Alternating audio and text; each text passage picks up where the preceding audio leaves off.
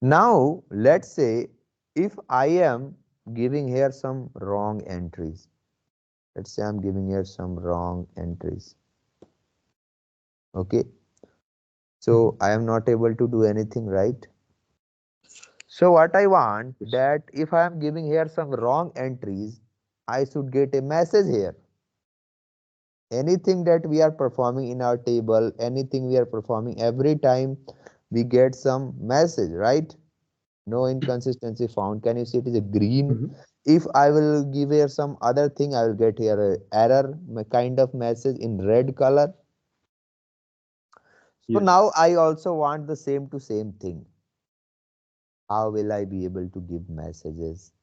So with this comes into the next we are now into the next topic, message class in ABAP programming. Message class in ABAP programming. Message class in ABAP programming.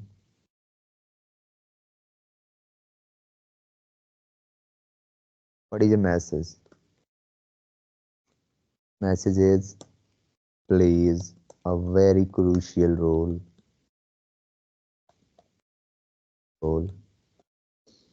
in ABAP. What is message? A message is a text, right? Yes. Text, or let's say meaningful text which provides some information to the programmer about what is happening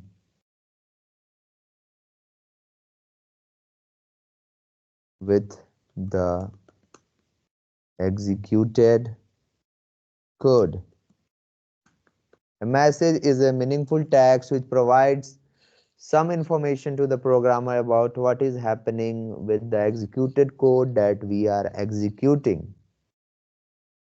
The transaction code create a global message class is SE91.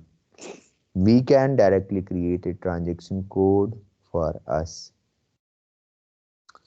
Then how many types of messages in ABAP? How many types of messages in ABAP? First one, abort, or A is given for abort. Second one, error, or you can write it directly E. E is given for error. Red message. Third one, I for information. Then fourth one, S for success or status. S for success or status. Then W for warning, or sixth one, which is X for exit. As a ABAPer, these are the variety of messages that are there, but as a ABAPer, mostly what we are going to use is error, information and success. Only three of them that are highly used. Rest of them you can use it if you want, but only these of things are mostly used, like 99.99%. Okay. Mhm. Yes. So let's create our own message class as a global. I will go to AC91. I will go to AC91. I will give here a message class. So let's say message 8 to 10, 8 to 10, create. I will give here a short description. Global message class. And you see we have got two tabs, attributes. By default, all the generic data will always be there in the attribute section. Then we have got another section which is message. Assign the package. Now just see it. Message number. How many message number is there? Triple line, right? From 1007. triple zero to triple nine. So in a single global message class, I can create 1000 messages, right? I can create Mm-hmm. 1000 messages. So I will give here a text. Let's say employee ID do not exist. Employee ID do not exist in the table. I will save it. No need to activate this thing, only saving is enough. So what I will do, I will check here if, now I'll check here if LT final is not initial. Okay, I will check if it is not empty, I am displaying it. Otherwise, I will go for else. I will display the message, right? This is what Mm-hmm. I will do. Pretty printer. So this is how you call a global message class. So message. Now how many types of message are there? 6. I want to display error message, right? I want to Yes. display error message. I will write here E. I will write here E for my error message. E followed by what is the message number? Triple zero, right? Mm-hmm. Triple zero. Bring it inside our code. Paste here E followed by message number, and in the parenthesis you are going to write, sorry, in the parenthesis you are going to write the message class. Inside the parenthesis you are going to write the message class. Error message will be displayed. Activate it, execute, just give here some wrong input, execute. uh, can you see employee ID do not exist, a error message, Yes. right? I can Mm-hmm. also give here information message. Let's say I execute, just give here some wrong inputs, execute information message. Employee ID Mm-hmm. do not exist in the table. Okay, employee Yes. ID do not exist in the table. This is how we can use our global messages to sorry we to display our message. Now what I want, that I also want to display the employee ID that has been given by the user. Okay, I want to display them, the employee ID that has been given by the user. So what we can do, we can use them. Okay, we can use them. So go to your global messages, and here you can use n% to pass a employee to bring a number that you are passing from there. Okay, Mm-hmm. and another n%. Let's say I want to bring range, right? I want to bring range, so two numbers will be needed, so 2n%. Save it, and all placeholder. What it is saying, employee ID, add a number to all percent placeholder in the message. This makes it possible to translate the message in the correct order. Can you see? By default, it is giving, Mm-hmm. telling us that if we are using n%, then we are required to add. So here I will pass with with my select option low, the low value of it, right? Yes. Mm-hmm. And select option high value. I will display the high value also. Now go for activate, execute, give here a input and execute it. Can you see? Employee ID Mm-hmm. 101 and 105. So instead of and, let's change it to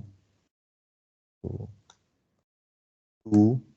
Now save it, get back, click on execute. Yeah, can you see now? Yes. 2105 do not exist in the table. This is how we can pass global message. Very, very Mm-hmm. beautiful. Then we have local messages. This is global message. We also have local messages. I believe now you understand the importance of global and local. Global are reusable, right? I can Yes. call it inside this program or I can call it in any other program. Local messages are limited to only single program.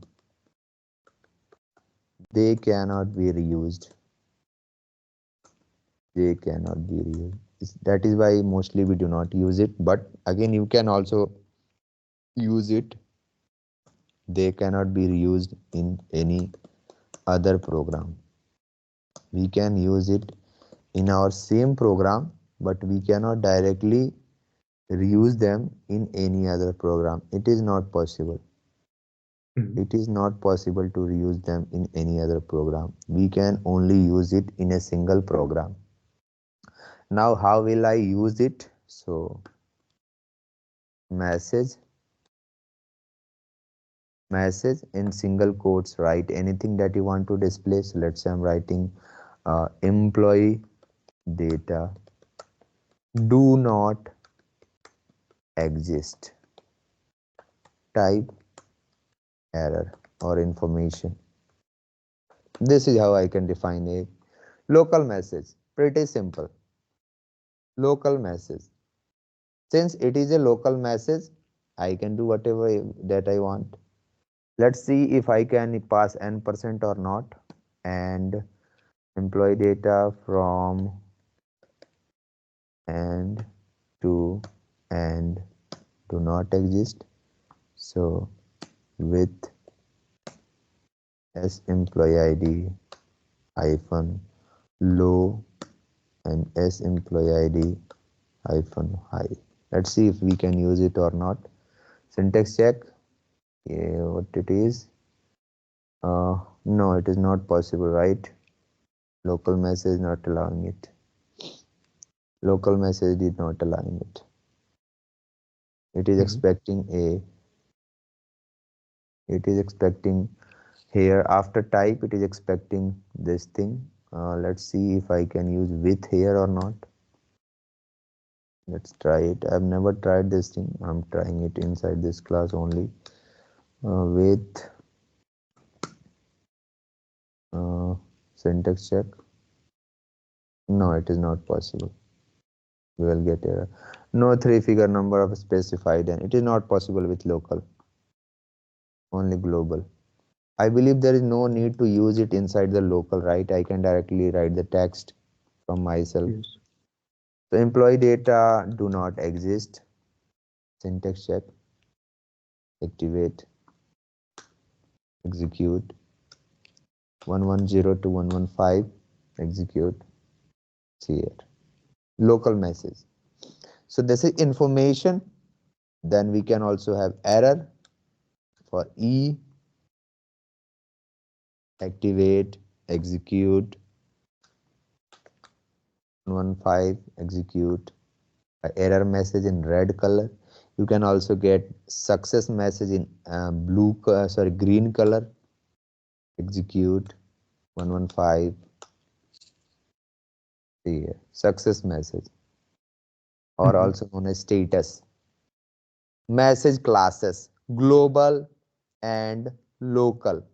Everything is possible here, but mostly global is preferred. That is why I explained it. Okay, mostly global is Yes. preferred.